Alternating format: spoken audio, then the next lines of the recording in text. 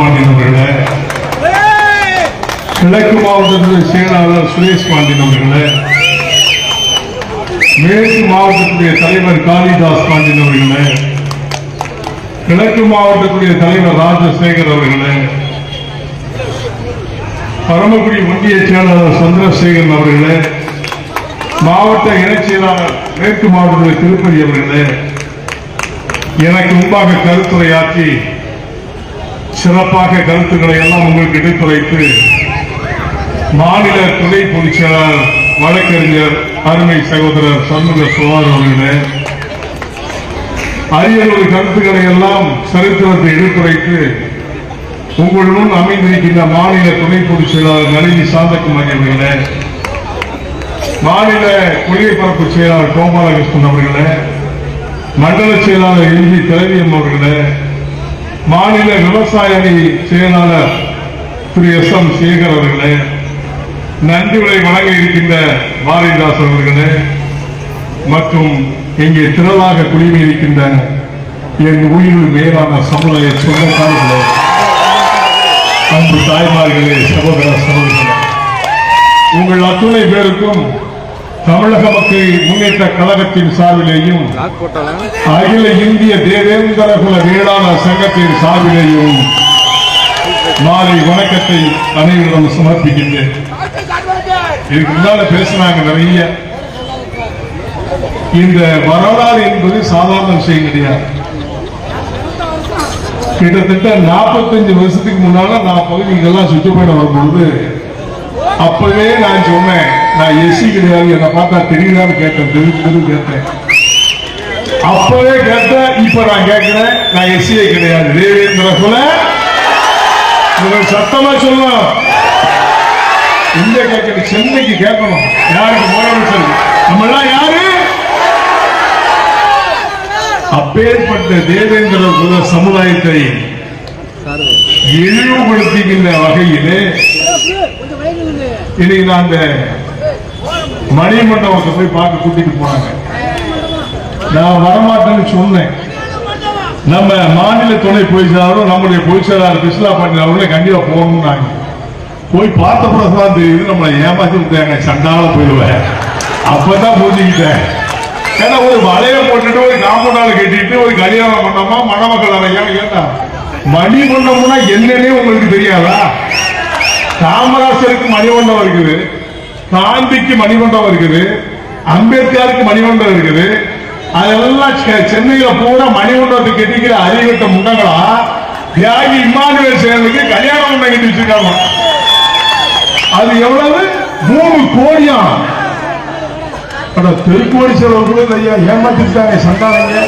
இதை பார்த்து நம்மால் பூரா கொதிக்கிறான். மணிமண்டபம் கட்டிட்டாரு, என்னத்தான் மயிரை கட்டலாம், அங்க கட்டலாம். மக்களை ஏமாற்றி பிழைக்கின்ற கூட்டம் தேவேந்திர குல மக்களை ஏமாற்றுகின்றார்கள். கிட்டத்தட்ட கலைஞர் இருக்கிற காலத்திலிருந்து கேட்டுட்டு இருக்கோம் மணிமண்டபம் கட்டு சொல்லி. கலைஞர் செடிக்காரங்க செத்து போயிட்டாரு. இப்ப இவர் பையன் வந்து கெட்டவன்னு சொல்லி நம்மளை ஏமாற்றி விட்டாரு. இப்ப இதான் உண்மை. 3 கோடி செலவழிச்சு தகுதி இருக்கா? என்ன தகுதியில நீ கட்டி வச்சிருக்கிற? இது மணிமண்டபமா? இதை விட அழகா கல்வியை கட்டி கொடுத்தாங்க. எங்க மக்கள் வருஷத்தோட பூஜை பண்ணிட்டு போயிருப்பான். அதை ஒன்று மணிமண்டபம் சொல்லி ஊரை ஏமாத்துறாங்க. ஒரு வலையை போட்டு, கம்பி வலையை போட்டு, இடத்துல கொஞ்சம் போல வெளியில கொடுத்து, 50 சென்ட் 2 ஏக்கர் கொடுத்த செத்தா போவீங்க இல்ல நாரி போவீங்களா? கண்டவனுக்கெல்லாம் 2 ஏக்கர் 1 ஏக்கர் கொடுக்குற மணிமண்டபம் வச்சுக்கலையா? அதுக்கு காரணம் நாம் தான். இந்த தேவேந்திர குல மக்களை எப்படி எல்லாம் அரசியல்வாதி ஏமாத்துறாங்கன்னு நீ சிந்திச்சு பார்க்கணும் தான் நான் சொல்ல வரேன். இப்படிதான் ஏமாறான். தியாகி இம்மானுவேல் சேகருக்கு 45 வருஷம் அந்த பக்கத்தில் போராடும் பொழுது அவன் குடும்பத்துல இருந்து எவனும் வரல. ஞாபகம், தியாகி இம்மானுவேல் சேகருடைய பிள்ளைகள் எவனும் வரல. எல்லாம் போய் மலேசியாவில் அங்கேயும் போய் செவப்பா வாழ்ந்தாங்க. நம்ம எல்லாம் சேர்ந்த பிறகு அவங்க 4 பேர் கொண்டு நிறுத்தினோடனே தியாகி இம்மானுவேல் சேகருடைய பிள்ளைகளை மட்டும் முன்னாள் நிறுத்தாங்க. செத்தவன் பாடுபட்டவன் ஏன் சொந்தக்காரையா? இந்த மக்களையா? தேவேந்திர வேளாளரையா? என்னை போன்ற தொண்டர்களையா? இந்த மக்கள் எல்லாம் சேர்ந்து பூஜிக்கின்ற கடவுள் தான் தியாகி இம்மானுவேல் சேகரன். அந்த பிள்ளைகளுக்காக நாங்க போராடல. அவளை கொண்டு போய் முன்னாள் நிறுத்துற உடனே ஒட்டுமொத்த சமுதாயத்துக்காக பேருமா? என்ன நினைப்பு பாரியா? இன்னும் அந்த காலத்திலிருந்து நம்மளை இப்படியே ஏமாத்திட்டே தான் இருக்குன்னு நினைக்கிறான். இதுதான் நிலை. நம்ம இன்னும் ஏமாறோமா என்பதை எண்ணி பார்க்கணும். தேவேந்திர குல வேளாளர்கள் அரசாணை பெறுவதற்கு எவ்வளவு கஷ்டப்பட்டோம். எத்தனை பள்ளர்கள் பல பிரிவுகளாக கிடந்தோம். ஒவ்வொரு பகுதியும் பல பிரிவுகள். ஆட்ட பள்ளம், அப்படி பள்ளம், கோழி பள்ளம், ஜோடி பள்ளம், கணக்க பள்ளம், மூப்பு பள்ளம், இடைய பள்ளம், கணக்க நிறைய பள்ளம். நான் அப்பவே சொன்னேன், நம்ம எல்லாம் ஒரு தாய் பெற்றிருந்த தேவேந்திர குல வேளாளர் அப்படின்னு சொன்னேன். அப்ப நம்மளே அதை கேள்வி பண்ணலாம். என்ன சொன்னா, என்ன தேவேந்திர குல வேளாளர் புதுசா ஒரு கதை சொல்றாருன்னு சொன்னா, இனி ஒட்டுமொத்த தமிழ் சமுதாயம் தேவேந்திர குல வேளாளர்களாம் ஒன்றா சேர்ந்து 7 முற்பிரிவுகளை உள்ளடக்கி அரசாணை நம்ம கொடுத்தாங்க. யார் கொடுத்தா? யார் கொடுத்தா? பாரத பிரதமர் மோடி அவர்களால் கொடுக்கப்பட்டது. அன்றைய முதல்வர் எடப்பாடி அவர்களால் பரிசீலனை செய்யப்பட்டு சட்டமன்றத்தில் விவாதம் வைத்து அதன் அடிப்படையில் நமக்கு கொடுக்கப்பட்டதுதான் தேவேந்திர குல வேளாளர். சும்மா ஒண்ணு கிடைச்சல. நம்ம எல்லாம் போறோம், நீங்கள் நானும் போராடணும். இன்னைக்கு தேவேந்திர குல வேளாளர் வச்சுட்டோம். அதுல ஒரு பேர் நம்ம ஊர்திட்டு ஒருத்தவங்க, அவன் 6 பிரிவுன்னா, நான் தான் தெளிவா சொன்னேன் 7 பிரிவுன்னு சொன்னேன். அவன் 6ன்னா நான் 7 7 வெற்றி. அதான் திரு நரேந்திர மோடி அவர்களால் அழைக்கப்பட்டது என்பதை பெருமையாக சொல்லிக் சமுதாயத்தை சீர்குலைப்பதற்காக வருகின்ற கூட்டங்கள் நிறைய. இப்ப கிட்டத்தட்ட ஒரு அமைப்பு, தேவேந்திர அமைப்பு கிட்டத்தட்ட ஒரு 100 அமைப்பு இருக்குன்னு நினைக்கிறேன். 2 பேர் கஞ்சாவுக்கு ஜெயிலுக்கு போனான்னா அவன் தலைவன். எங்கேயாவது ரோட்ல போய் ஒருத்தனை வெட்டினாம்னா அவன் தலைவன். எங்கேயாவது திருடி மாடு திருடி ஆடு திருடி போனா அவன் தலைவன். என்ன தேவேந்திர குல தலைவர், தேவேந்திர கூட்டமைப்பு. எப்பா என்னையா சமுதாயத்தை கூறு போட வேண்டாம். தேவேந்திர சமுதாயம் வீரமிக்க சமுதாயம். சேர சோழ பாண்டிய வர்க்கத்திலே பிறந்த என் குலம். இந்த குலத்தை கூட ஒருத்தர் பேசலாம். போன வாரத்துல சேர சோழ பாண்டியன் தமிழனே இல்லாங்க ஒரு அரசியல்வாதி யாருன்னு உங்களுக்கு தெரியும் நினைக்கிறேன். தமிழன் அவன் தமிழன் இல்லை சொன்னால் சொல்லுகின்றவன் தமிழனா என்பதை அவன் யோசித்து பார்க்க வேண்டும். சேர வரலாறு இருக்குது. தமிழர்களால் கட்டப்பட்டது. கம்போடியாவிலிருந்து எல்லா அனைத்து உலக நாடுகள் பரவி கிடைக்கின்ற கோயில்கள் எல்லாம் சேர சோழ பாண்டியன் தமிழனால் கட்டப்பட்டது என்பது உண்மையாக இருக்கிறது. அதை ஒருத்த அரசியல் பேசுறான், சேர சோழ பாண்டியன் தமிழனே கிடையாது, ஏன்னா உனக்கு அங்க வேலையே கிடையாது. இப்படி பேசுறான் அரசியல்வாதி ஒருத்தர் பேசுறாங்க. இத முட்டாளுங்க போயிடுச்சு, என்ன பண்றது? அவ்வளவுதான்.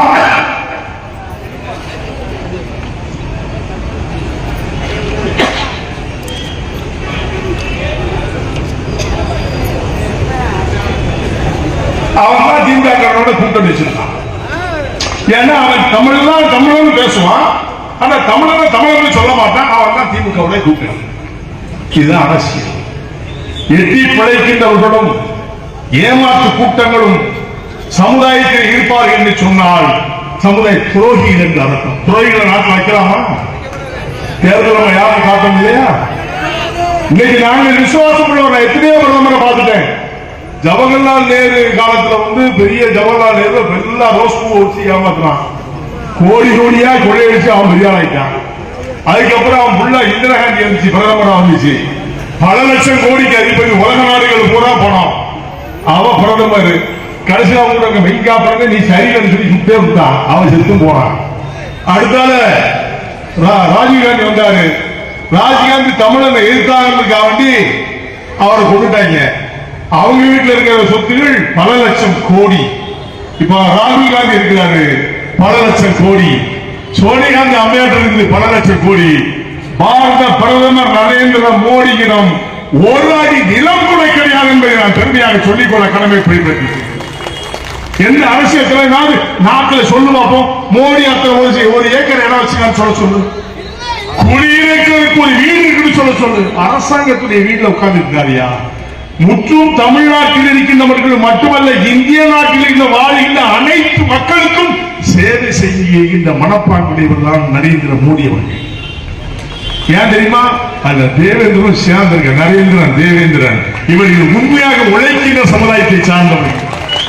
இத்தனை பிரதமர் கோடி கோடியா கொள்ளையடிச்சு ஒண்ணு வச்சுக்கிட்டு நீங்க இன்னைக்கு நாங்க நீதியை நிலைநாட்ட போறோம், மக்களுக்கு துண்டாட்ட போறோம்னு சொன்னா இது எப்படி? இன்னைக்கு எத்தனை முதலமைச்சர் தமிழ்நாட்டில் ஆண்டு போறாங்க? எத்தனை லட்சம் கோடி கொள்ளையடிச்சு வச்சிருக்காங்க? ஏழை விவசாயிகளா இருக்கின்ற நிலங்களை எல்லாம் அனுபவிச்சுட்டாங்க. இப்ப எல்லாத்தையும் விவசாயத்தை பூரா அழிச்சிட்டு எல்லாரும் வீடு கட்டுக்க ஆரம்பிச்சிட்டாங்க. அதுல வீடு கட்டி மக்களை நிலத்தெல்லாம் அழிச்சிட்டாங்க. நம்மால் பாவம் உழைச்சு உழைச்சு ஓடா போனவன் விவசாயத்துல காசு வரலன்னு சொல்லி இந்த நிலத்தை அநியாயமா விட்டுவிட்டு அவன் அதுல பல லட்சம் கோடிய சம்பாதிச்சுக்கிட்டு இருக்கான். நான் கேட்கிறேன், இந்த அரசு இந்த விளைநிலங்களை விற்க கூடாது, விவசாய நிலங்களை பராமரித்து பெரிதாக விவசாயிகள் நாட்டிலே பருக வேண்டும் என்று சொல்லி ஏன் இந்த அரசாங்கம் செய்யவில்லை? காரணம், ஆற்றுப்படுகிற அனைத்து இடங்களிலும் விவசாயம் செய்கின்றவர்கள் அனைவரும் தேவேந்திர குல வேளாளர்கள். இந்த தேவேந்திர குல வேளாளர்கள் மட்டும்தான் விவசாயத்தை முக்கியமா இருந்தாங்க. இப்பேற்பட்ட தேவேந்திர குல அழியன்னு சொன்னா இதைத்தான் செய்யணும், நாட்டை அழிக்க வேண்டும், வீடை கட்ட வேண்டும், இவர்களை அழிக்க வேண்டும் என்ற எண்ணம் தான். அரசியல் கட்சிக்காரர்களை கேட்கின்றேன், இந்த ராமநாதபுரம் மாவட்டத்தில் சுத்தி இருப்பார்கள். இன்னைக்கு தண்ணீர் எத்தனை, அதாவது சென்ட்ரல் கவர்மெண்ட்ல இருந்து ஒரு திட்டம் கொண்டு வராங்க. என்ன திட்டம் தெரியுமா? உப்பு நீரை நல்லதனியாக திருத்துவதற்காக ஒரு திட்டம் கொண்டாடுறாங்க. மாநில அரசு ஒப்படைக்கிறாங்க. செஞ்சாங்களா? அந்த தண்ணியை வச்சுதான் உங்க வீடு தோறும் நல்ல தண்ணி வரும், கிராமம் தோறும் நல்ல தண்ணி வரும், குடிக்கிறது தண்ணி கிடைக்கும். நீங்க கம்மாயில போய் குடிக்க வேண்டிய வேலை இல்ல.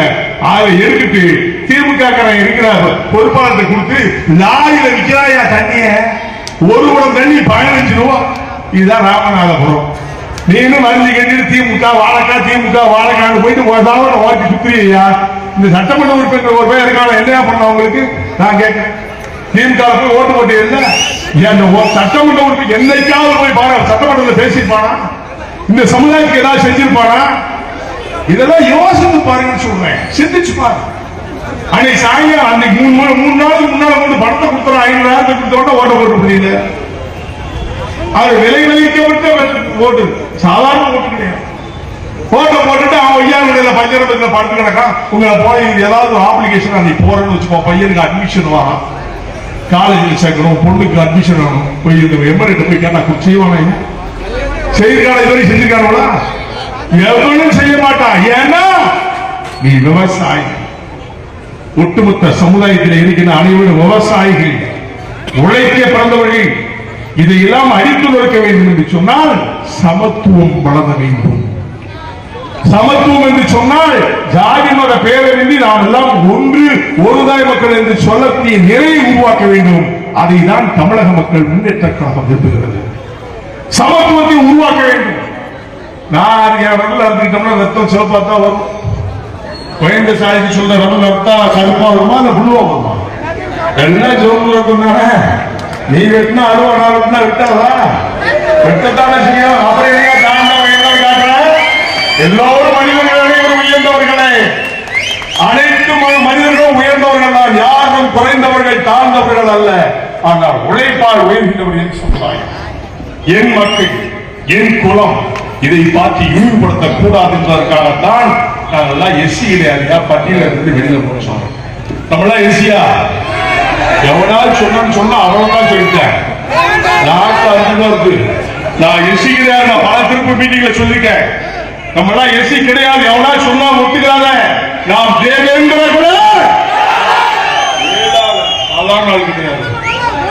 எந்த வம்சத்துல வந்தவங்க எல்லா கோயிலையும் பரிவட்டம் இருக்குது. திருச்செந்தூர்ல பரிவட்டம் இருக்குது. அதை மறைச்சாங்க, மேற்பாசல மூடிட்டாங்க. அது நம்மளுக்குள்ள அண்ணன் தம்பி சண்டை தான். அந்த அண்ணன் தம்பி சண்டையில ஒரு வருஷம் நீ கொண்டாடு, ஒரு வருஷம் நீ கொண்டாடு சொல்லி அப்ப இருக்கிற முனிசிபல் கோர்ட்ல தீர்ப்பு வந்துச்சு. நம்ம அண்ணன் தம்பி சண்டைக்குள்ள அது அன்னைக்கு போனோம், இன்னைக்கு வரைக்கும் தொடங்கலையா சண்டாளைங்க இன்னும் தொடங்கல. பழையில மண்டபடி கிட்டத்தட்ட 50 வருஷத்துக்கு முன்னாலே இருந்திருக்கு. அதை மீட்கிறதுக்கு நான் பட்ட பாடு எனக்கு தான் தெரியும். இப்ப 29 வருஷம் நடந்துகிட்டு இருக்கு. எல்லாரும் வாரிகளை வடங்கிட்டு நம்ம மச்சான் முன்னாடி வாரியா நம்ம சொந்தக்காரங்க உரிமையாக கடவுளை சொல்லக்கூடிய பக்குவம் கூட என் குலத்துக்கு தாயா இருக்கு, எந்த சாதிக்கும் கிடையாது. அப்படி இருக்கும்போது நீ எப்படி தாழ்த்தப்பட்டவன், நீ எப்படி ஒடுக்கப்பட்டவன், நாங்க எப்படி எஸ்சி? இதையெல்லாம் மாத்தன்னு சொன்னால், அரசியல் அங்கீகாரம் பெற வேண்டும் என்று சொன்னால் நீங்கள் ஒற்றுமையாக இருக்க வேண்டும். மாற்றாளுக்கு மடி தூக்க கூடாது, மாற்றாளுக்கு அடியால் ஆகக்கூடாது, மாற்றாளுக்கு குஞ்சால் தூக்க கூடாது, மாற்றானை விரட்டி அடிக்க வேண்டும். நான் உன் சொந்தக்காரன், நீ எனக்கு சொந்தக்காரன். நான் செத்தா நீ வருவ, நீ செத்தா நான் வருவேன். இந்த களமணிப்பை எவனாவது வருவானா? வருவான். தேர்தல் நேரத்தில் செத்து போறாங்க, மாலையை போட்டு நிற்பான். நான் பார்த்துக்கிறேன் இடத்தை மைத்து பார்ப்பேன் எல்லாம் பார்த்து என்ன பிரயோஜனம்? இந்த சமுதாயத்தை ஏமாற்றி ஏமாற்றி பிழைக்கின்ற கூட்டங்கள் தமிழ்நாட்டில் அதிகமாக இருந்து கொண்டிருக்கிறது. அதையெல்லாம் அகற்ற வேண்டும் என்று சொன்னால் வரும் தேர்தலிலே நாம் பாடம் புகட்ட வேண்டும். நன்றி உள்ளவராக தேவேந்திர குல வேளாளர்கள் இருக்க வேண்டும். தேசிய ஜனநாயக முற்போக்கு கூட்டணியை நான் என்னை இணைத்திருக்கின்றேன் என்று சொன்னால் என்னுடைய மக்கள் அனைவரும் ஒட்டுமொத்தமாக அவர்களுக்கு வாக்களிப்பார்கள் என்ற நம்பிக்கையோடு இருந்திருக்கின்றேன். அங்கே வாக்கின் மூலமாக பட்டியலிருந்து வெளியே செல்வதற்கு நாம் ஆதரவு கிடைப்போம். பட்டியலிருந்து வெளியே செல்வோம். இந்த ஆட்சி இருக்கும் வரை நமக்கு பட்டியல் வெளியேற்றம் கிடைக்காது கிடைக்காது கிடைக்காது. அப்ப அதுக்கெல்லாம் முற்றுப்புள்ளி வைக்க வேண்டாமா? வைக்கணும். ஆனா அனைத்து ஜாதி சமுதாய தலைவர்களும் நம்ம பட்டியலிருந்து வெளியில போறதுக்கு ஆதரவு சொல்றாங்க. எல்லா ஜாதியும் சொல்லுது. அவங்க கேட்பது நியாயம் தானையா? தொழில் ரீதியா பார்த்தாலும் அவன் வசந்தானே, வேலை வழக்கில பார்த்தாலும் அவன் தான் வசந்தானே, உழைப்புல பார்த்தாலும் அவன் தான் வசந்தானே. இவனுக்கு கொடுக்கிற உங்களுக்கு என்னையா நோக்காது கொடுங்கன்னு சொல்லி பிற சமுதாயத்துக்கான தலைவர்கள் அவங்க சொல்றாங்க, ஆதரவு கொடுக்கிறாங்க. ஆனா அரசாங்கம் கொடுக்க மாட்டேங்குது. கேட்கலாம்ல, சலுகை பண்ணணும். என்ன சலுகை போயிடுச்சு? நான் உழைச்சு நான் சாப்பிட்டு, நீங்க உழைச்சு நம்ம சாப்பிடுறோம். இந்த பொருளோட நமக்கு சோறு போடுறான். அப்புறம் என்னத்துக்கு சலுகை பத்தி பேசுறீங்க? ஜனநாயகத்திலே உழைக்கின்ற சமுதாயம் உருப்படியாக வேண்டும் என்று சொன்னால் விகிதாச்சாரப்படி என்னுடைய சமுதாயத்தை கணக்கிட்டு பாரு, எத்தனை லட்சம் பேர் இருக்கான்னு பாரு. அதன் அடிப்படையில் எங்களுக்கு கொடு, இல்ல எங்களுக்கு விவசாய குடியிரு கொடு, விகிதாச்சாரப்படி இத்தனை % கொடு, அடுத்தவருக்கு 3% கொடு. யார் யார் கேட்டு உடனே கொடுத்தா? 12% சலுகையில 3% ஏவா, எஸ்சி ஏவா, ஃபர்ஸ்ட் ப்ரிஃபரன்ஸ் அவனுக்கு கொடுத்துட்டியா? 77 ஜாதியில் இருக்கிற எஸ்சிகளுக்கு எவனுக்காவது சலுகை கிடைக்குதா? ஒட்டுமொத்தமா அவன் சாப்பிட்டு போயிட்டான். பிரித்தாளுகின்ற ஆட்சி, இந்த சமுதாயத்தை உடைத்தருகின்ற ஆட்சி, இந்த சமுதாயத்தை துண்டு வருகின்ற ஆட்சி, சாதி சங்கிலே துண்டு கொண்டு ஆடுகின்ற ஆட்சி, ஜாதி மதத்தை கலவரத்தை தூண்டி புழுகின்ற ஆட்சி, இதெல்லாம் மறுத்திருக்க வேண்டும் என்று சொன்னால் தேசிய ஜனநாயக முற்போக்கு கூட்டணி தமிழ்நாட்டில் கால் உண்ண வேண்டும். அப்பொழுதுதான் நாம் யார் என்பதை நிரூபிக்க முடியும். அதற்கு ஒட்டுமொத்த தேவேந்திர குல மக்களும் உண்டாக திரள வேண்டும் என்று உங்களாக பண்பாக கேட்டுக்கொள்கிறேன். எவ்வளவு எவ்வளவு நிலைகள் எதை செஞ்சு பார்க்கவே கிடையாது. நீங்க ஒரு எஸ்பிஎஸ் ஒருத்தர் சிவராஜன் ஒரு இருக்கான், இன்னொரு ஜாதியா சொல்ல வேண்டாம். அவன் நம்ம சமுதாயத்தை அழிக்கிறே போட்டிருக்கான். எஸ்பிஎஸ் யாருக்கான்னு கேள்விப்பட்டேன். எப்ப ஓரமா நேரமா இருந்து கேட்டா ஒழுங்கு அது நடந்துக்கா சொல்லிட்டேன். உனக்கு ரிட்டையர்மெண்ட் 60 வயசு தான். அதுக்கப்புறம் நீ ரோட்ல தான் ஆகணும். இந்த 60 வயசு வரைக்கும் தான் ஆட்டம். அதிகாரில போய் பொய் சொல்லாதையா. எஸ்பி நல்லவர், இங்க இருக்கிற ஐஜி நல்லவங்க, எல்லாருமே நல்லவங்க. உன்ன மாதிரி ஒரு துரோகி பிள்ளை வச்சுக்கிட்டு தான் இந்த சமூக காவல்துறையே கெட்டு போய் கிடக்கு. இந்த காவல்துறை கெடுக்கிற வேலை வைக்காத. இன்னைக்கு கீழே கொடுமுள்ள ஒரு ராமமூர்த்தி ஒரு பையன் அடிச்சுக்காங்க, ரொம்ப நிர்வாணமா போட்டு அடிச்சுக்காங்க தெரியுமா? இப்ப வரைக்கும் எஃப்ஐஆர் பதிவு பண்ணல. என்ன அரசாங்கம் இது?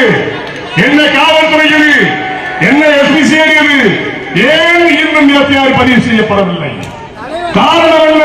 அவன் தேவேந்திர குல வேளாளர். அதான் காரணம். சமுதாய மக்களே, ஒன்று கூடுங்கள், ஒன்று தருங்கள். நமக்காக நாம் வாதாட வேண்டும் என்று சொன்னால் இதை போன்ற இடியட்டுகளை துரத்த வேண்டும். அது நாம இருக்க வேண்டும் என்பதை உங்களிடத்தில் தெளிவாக சொல்லிக்கொள்ள கடமைப்பட்டிருக்கின்றேன். உடனடியாக மாற்றுங்க. அவனை தயவு செய்து அதிகாரி உடனே மாற்றுங்க. இந்த மாதிரி உத்தாடுகளை வைக்காதுங்க. இது காவல்துறைக்கே வைக்கிறது. காவல்துறை எனக்கு நிறைய நண்பர்கள் இருக்காங்க, நிறைய அதிகாரிகள் பழக்கொள்ளவங்க இருக்காங்க, நல்ல அதிகாரிகள் இருக்காங்க. இந்த மாதிரி புள்ளுருவில் இருந்தால் இந்த காவல்துறைக்கு சீர்கேடு, சீர்குலைவு. அவனை உடனடியாக அதிகாரிகளை மாற்றும்படி, அந்த செல்வராஜை மாற்றும்படி நான் கேட்டுக்கொள்கிறேன்.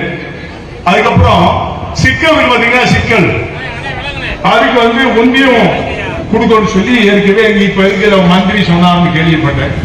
சிக்கலை, ஏன்னா சிக்கல் பகுதியில் அதிகமா வர்ற யாரு? தேவேந்திர. ஆனா இவங்களுக்கு ஒன்றிய அறிவிக்கணும்னு சொல்லி நீண்ட ஆண்டுகள் கோரிக்கை. மதுரை மேடையில் ஏறி சிக்கல் ஒன்றியத்தை உடனடியாக அரசு ஆட்சி மாற்றம் கொடுத்து உங்களை ஒன்றியம் ஆக்குவோம் சொல்லிட்டு எங்க கொடுத்தானோ தெரியுமா? எங்க கொடுத்தா? சாயல் குடியில கொடுத்துருக்கான். சாயல் குடிக்கிறது நமக்கு என்னையா சம்பந்தம்? பாருங்க, இந்த சமுதாயம் வளரக்கூடாது, இந்த சமுதாயம் மென்மேலும் சிறந்து விளக்கக்கூடாது, இந்த சமுதாயம் வளர்ச்சி அடையக்கூடாது, இதுதான் நோக்கம். ஆனா ஓட்டு மட்டும் போடும். இவங்க காசு கொடுத்தா ஓட்டு போட்டுருவாங்கல்ல அப்படின்னு அவங்களுடைய குறுகிய இதெல்லாம் ஒரு காலம். இப்ப எங்க ஆளெல்லாம் படிச்சுட்டேன், நல்ல அறிவுள்ளவனாயிட்டாங்க, நல்ல திறமையானவன் ஆயிட்டாங்க. இனிமேல் சமத்துவத்தை போற்றுகின்ற என்னுடைய மக்கள் இனிமேல் இவர்களுக்கு எல்லாம் ஏமாற மாட்டேன். ஏமாறுவீங்களா நீங்க? ஏன் இன்னைக்கு சாயலுக்கு கொடுத்தவன் சிக்கலுக்கு ஏன் கொடுக்கப்படவில்லை? ஒன்றியம் ஏன் நமக்கு வரவில்லை? இதை நான் நிச்சயமாக சொல்கின்றேன். இதற்கு ஒரு முடிவு கட்ட வேண்டும் என்று சொன்னால் தேர்தல் முடியட்டும், வெற்றிவாகை சூடுவோம். நிச்சயமாக சிக்கல் நமக்காக கொடுக்கப்படும் என்பதை நான் இந்த இடத்திலே உறுதியாக சொல்லிக்கொள்ள கடமைப்பட்டிருக்கிறேன். அன்பார்ந்த சகோதர சகோதரிகளே, சமத்துவம் தான் குறிக்கோளாக வாழுகின்ற நீங்கள் அரசியலிலே அங்கீகாரம் பெற வேண்டும். அரசியலிலே அங்கீகாரம் பெற வேண்டும் என்று சொன்னால் தன்னிச்சையாக செயல்பட வேண்டும்.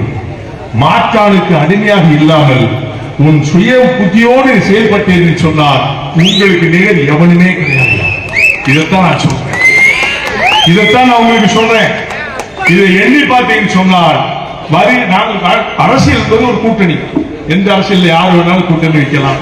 அதுக்கு ஒரு ஃபார்முலா வர போடுறாங்க, நிரந்தர நண்பனும் இல்லை எதிரியும் இல்லை, அதை ஒத்துக்கிறோம். ஆனா யார் செய்வார்கள், இது மக்களுக்கு யார் கொண்டாட்டுவார்கள், என்ன சேவைகள் செய்யப்படும், எந்த ஆட்சி வந்தால் நல்லா இருக்குன்னு சொல்லி இருக்கிற பொதுமக்கள் சிந்திச்சு பார்த்து ஓட்டு போடுங்க. நான் உங்களை கேட்கிறேன், நாங்கள் தேசிய ஜனநாயக கூட்டணியில் இருக்கிறோம் சொன்னா என் மக்களுக்கு செய்த நன்றி கடனை செலுத்துவதற்காக நான் அவரோடு பயணித்துக் கொண்டிருக்கிறேன். இன்னும் ஒன்னே ஒரு கோரிக்கை இருக்குது, பட்டியல் வெளியேற்றங்களுக்கு தேவைப்படுகிறது. அதை நீங்கள் செய்து தருவார்கள் மோடி அவர்கள். மோடி எனக்கு ரொம்ப நண்பர், அது சொல்லணும்ல. எந்த பிரதமராவது என் தலைவரோட நண்பராக சொல்ல முடியாது. நான் என்னுடைய நண்பர் உரிமையாக போய் செய்யறேன். நாங்க உங்களை ஜெயிக்க வச்சுட்டோம். இந்திய அலையன்ஸ் தமிழ்நாட்டு ஜெயிச்சிருச்சு. நேரா போவேன், முதலமைச்சர் எடப்பாடி என்ன வச்சுக்கிறேன், நேரா போவேன். அண்ணன் ஜாதிக்காரன் பூரா ஓட்டு போட்டான்ல, நான் சொன்னோம்ல பட்டியலிருந்து என் ஜாதிக்காரன் வெளியில போனோம்ல, சட்டமன்றத்தில் பாஸ் அப்படி உரிமையா சொல்லுவேன். நேரா போவேன், மோடிஜி கிட்ட போவாங்க, பாராளுமன்றத்துக்கு போவேன், நேரா வீட்டுல போய் பார்ப்பேன். கூட நம்ம போயிட்டா வருவாங்க, கூட சுதாரை கூட்டு போவேன். எங்களுக்கு உரிமையோட கொடுங்க, வெற்றி பெற்றாச்சு, எங்களுக்கு தேவை வேற ஒன்றும் வேண்டாம் ஐயா. எங்களுக்கு உரிமை, என்னுடைய மகிழ்ச்சி, எங்களுடைய மக்கள் எழுச்சி, பட்டியலுக்கு வெளியில போவோம். 5 ஆண்டு இன்னைக்கு ஆட்சி நடத்துறாங்களே, இத்தனை ஆண்டுகள் நம்ம வியா வியா வியா ஒவ்வொரு ஊரா கத்திட்டு இருக்கமே, பத்திரிகை செய்தி கொடுக்கமே, செடி சாப்பிட்டுப்பாங்க. சிவனங்கால சங்குற மாதிரி அவங்களோடு உட்கார்ந்து இருக்காங்க. தேர்தல் வந்த உடனே மணிமண்டபத்தை திறக்க, மண்மண்டபம் கிடையாது, கல்யாண மண்டபத்தை திறப்பாங்களா? அது மட்டும் இல்ல, அங்கங்க போய் கூட்டம் போடுவாங்களா? 234 தொகுதியும் அனைவரும் பம்பரமாகி சொல்ல வேண்டும். பம்பரமா சொல்லி கீழே போட்டு பார்த்துக்கணும். அதை நம்ம விடக்கூடாது, சுத்திக்கிட்டே மக்களை சிந்தித்து பாருங்கள். சமத்துவம் பெருக வேண்டும் என்று சொன்னால் சாதனை படைக்க வேண்டும். சாதனை படைக்க வேண்டும் என்று சொன்னால் நாம் பட்டியலிருந்து வெளியே செல்ல வேண்டும். தேவேந்திர குல வேளாளர்கள் உண்மையுள்ளவராக இருக்க வேண்டும். ஏமாந்த காலம் எல்லாம் அந்த காலம். இனிமேல் ஏமாற வேண்டியவர்கள் நாம் அல்ல, ஏமாற்றுவர்களை நாம் துரத்தி அடிக்கின்ற காலமாக நீங்கள் நிச்சயமாக வர வேண்டும். இந்த பரம்பரை தொழில நிக்கன்னு சொல்லி நம்ம தம்பி சொல்லக்கூடாது. யாரை தேசிய ஜனநாயக கூட்டணியிலிருந்து நிறுத்துறாங்களோ அந்த தொழில நிக்கிறது ஜான் பாட்டில் அப்படின்னு எத்தனை தொழிலாளர்களா சரி, யாரை நலனுக்கு சொல்லி பரமக்குடியில நானா இருக்கலாம், நீங்களா இருக்கலாம், இல்ல வேற இன்னொருத்தரா இருக்கலாம், யாராக இருந்தாலும் வெற்றி பெற வைக்க வேண்டிய எண்ணம் குறிக்கோள் நமக்கு உண்டு. அது நீங்க எல்லாம் திறம்பட செயல்பட வேண்டும். தமிழகம் முழுவதும் பம்பரமாய் சுழன்று நாம் வெற்றி வாகை சூடி சமத்துவத்தை பெருக்குவோம், சமாதானத்தை உருவாக்குவோம். பட்டியலிருந்து சத்தமா தான் சொல்லுங்களேன், வெளியில போறோம். பொண்ணம் பொண்ணு உழைக்க நீங்க சொந்தக்காரி நீ உழைக்கிறான்ல மத்த பெண்ணுக்கு போய் நிக்க கூடாது. 50 வருஷத்துக்கு முன்னால வரும்போது அந்த காலம் வேறு. நான் அப்படியே வருவேன், கார்ல பயந்து வருவேன். அப்ப வாடகை காருக்கு வருவேன். கிராம மக்களை பாக்க என்னைய பார்த்து ஓடினவங்க எல்லாம் நம்ம தனியா இருக்காங்க. என்ன வார்த்தை சாட்டமா மார்க்கம்புமா நான் கொஞ்சம் ஒண்டியா இருப்பேன் பரவாயில்ல. அவரை என்ன அந்த வார்க்கம்பு மாறுறாங்க. சரி சாந்தா ஜான்பாண்டி எங்கிறாங்க தேவேந்திர பழங்கிறாங்க பார்த்தா அவங்க தெரியலம்மா இல்ல பார்த்து. அப்பதான் கிராமமா அந்த ஒவ்வொரு பகுதியா வந்து மக்கள்கிட்ட உட்கார்ந்து அந்த புளிய மரத்துல தான் நம்ம பட்டா போட்டு உட்கார்ந்து பேசிக்கிட்டு இருப்பாங்க. சட்டைகிட்ட எல்லாமே அங்க போய் உட்கார்ந்து பேசுறேன். பேசிக்கிட்டு சொல்லுவேன், நான் உங்க சாதிக்காரையா சொந்தக்காரன். டீசல் கார் கூட ஒரு பேர் தரமாட்டேன்டா. ஓசில ஒரு கார் எடுத்துட்டு வந்து உங்களை பாக்க இருக்கு. அப்பதான் நான் சொன்னேன், இந்த கொடியெல்லாம் ஏத்துங்க, குடியெல்லாம் இருக்கீங்க, இது சிவப்பு பூ வச்ச கொடி, நம்ம குடி, இந்த கொடியை ஏத்துங்கன்னு சொன்னேன். அப்ப ராமநாதபுரத்துல பூரா பெரிய புரட்சி ஆச்சு. நான் வர்ற இடத்துல நிறைய பேர் அருவாக்கம் போட நிற்பான். இவனை கொண்டே ஆகணும், இவனை காலி விடணும். அப்போ இளம் சிங்கம் இல்லையா, நம்மகிட்ட நெருங்க முடியுமா? அப்போ அவனுக்கு கல்யாணம் ஆகல. அப்ப நான் எதுனாலும் மூர்க்கத்தனமா போக மாட்டேன், நியாயமா போவேன். நம்ம ஊர் மக்கள் ஊர் பக்கத்தில் நிற்பாங்க அருவாக்கம் போடு, இன்னொரு பக்கத்தில் இன்னொரு அருவாக்கம் போடு இருக்கும். போலீஸ் காவல்துறை பாவம் நடுவில் நிற்பாங்க. நான் ஒவ்வொரு கொடியேற்றி வருவேன். அப்படி ராமநாதபுரம் மாவட்டமே கொடியேற்றி பச்சடி வீசி பறக்க வைத்து ஒய்யாள நடையிலே பறக்கின்ற சமுதாயம் பறக்க முடியாத நாள். அப்படி வந்துட்டு இருக்கும் போதுதான் ஒரு ரோட் ஓரத்துல சிக்கல் பக்கத்துல ஒரு மாடு வச்சுட்டு ஒரு பையனை பார்த்தேன்.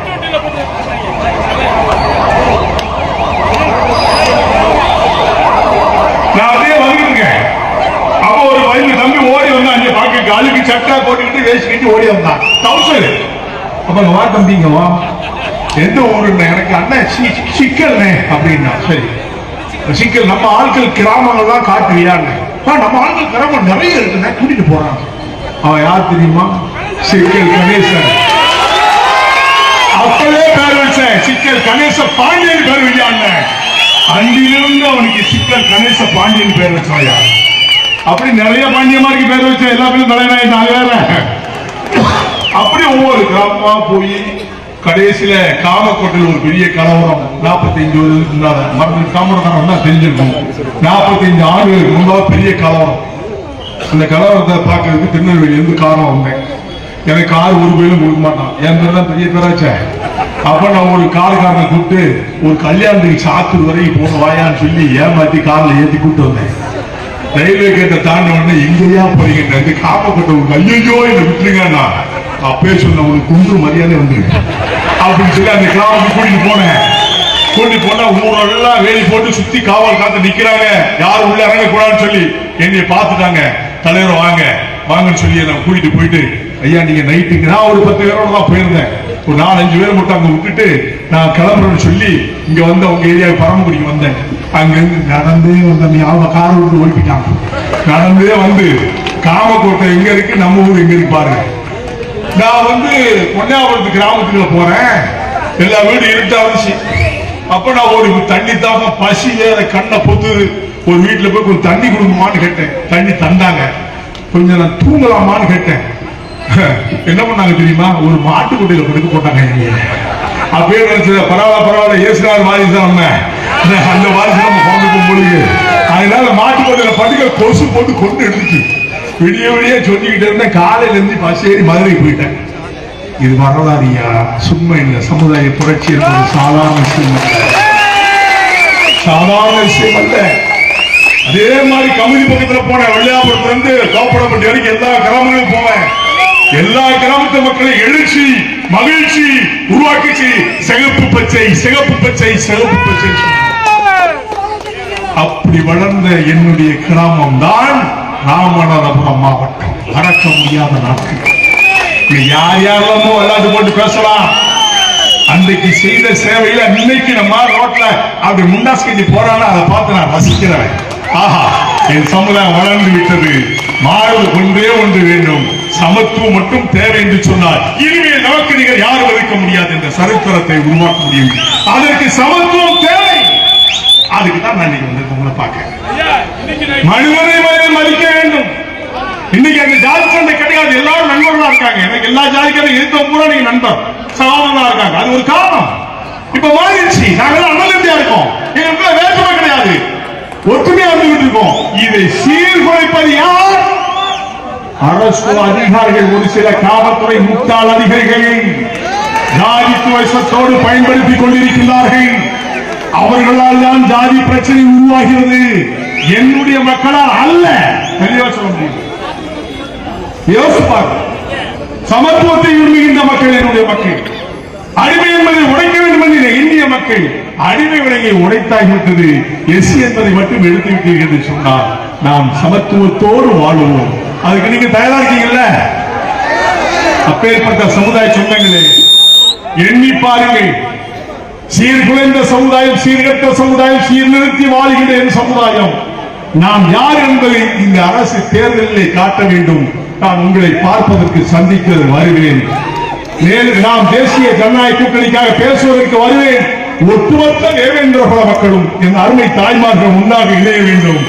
மாற்றாண்டிற்கு பிச்சை எடுக்க வேண்டாம், மாற்றாண்டிற்கு காசு வாங்க வேண்டாம். நீங்க மனிதராகிறீர்கள், உழைக்கின்ற சமுதாயம். நீங்கள் எத்தனை சமுதாயம் இருக்கியா? எந்த ஜாதியாவது போய் மண்ணியை பிச்சை காசு கேட்கிறாங்க, நீங்க தானே போறீங்க. எந்த கட்சி யார் இரவு முழு கூட்டாலும் வண்டியில் ஏறி போறீங்க. அந்த வண்டி ஆக்சிடென்ட் ஆனா சாவுறது நீதான, இந்த குடும்பம் நீதான. இதை பத்தி கொஞ்சமாவது யோசிக்கலாம். உழைச்சு சாப்பிடுறீங்க, உழைச்ச சமுதாயம். நீங்க ஏன் இப்படி சீர்குலைந்து சொல்றேன்? வரும்போது பார்த்த 4 பேர் தண்ணி போட்டு சலக்கிறேன்.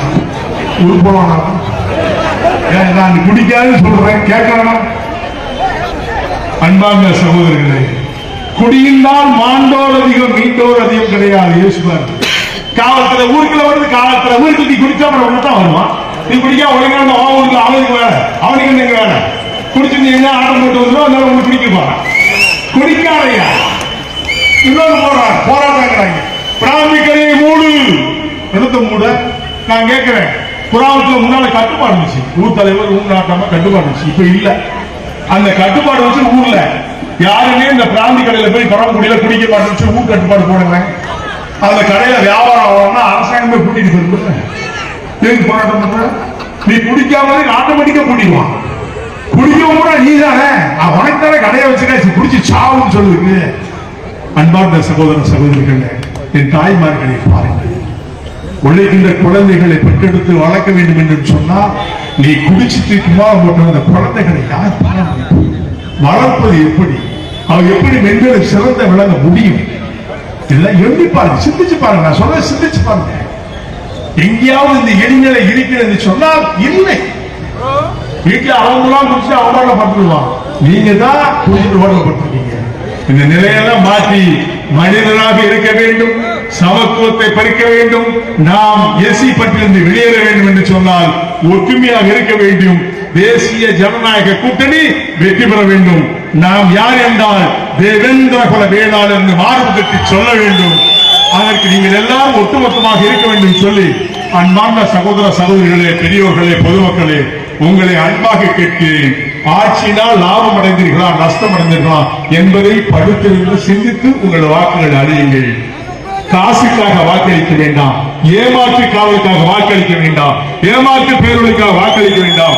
ஒற்றுமையாக இருக்கின்றவர் யார் என்பதை நினைத்து யார் நாட்டுக்கு நன்மை செய்வார்கள் என்று சிந்தித்து நீங்க வாக்களிக்குமாய் உங்களை அன்பாக கேட்டுக்கொண்டு,